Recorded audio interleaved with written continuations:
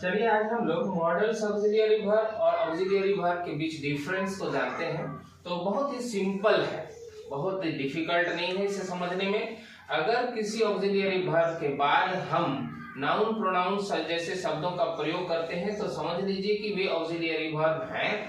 परंतु यदि किसी ऑक्सिलियरी वर्ब के बाद वर्ब का पहला रूप जिसे हम प्रिंसिपल वर्ब के रूप में जानते हैं, यदि वैसा प्रयोग होता है तो हम उसे मॉडल ऑक्सिलियरी वर्ब के रूप में जानते हैं। तो आज हम 3 ऑक्सिलियरी वर्ब को लेकर आए हैं, हैव, हैज, हैड।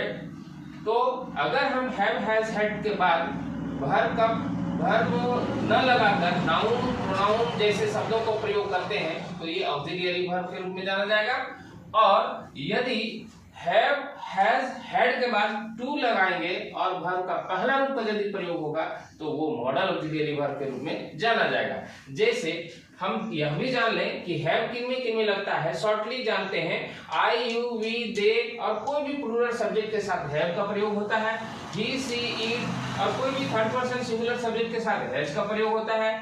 और हैड का प्रयोग जो होता है सभी सब्जेक्ट के साथ होता है। फॉर एग्जाम्पल, मेरी एक गाय है, आई हैव ए काउ, उसकी एक गाय है, ही हैज ए काउ, उसकी एक गाय थी, he had a cow. Had का प्रयोग जो है हैव और हैज का पास्ट रूप हैड होता है, इसलिए ही हैड ए काउ। अब चलिए इसी को मॉडल ऑक्सिलियरी वर्ब में हम लोग जानने का प्रयास करते हैं।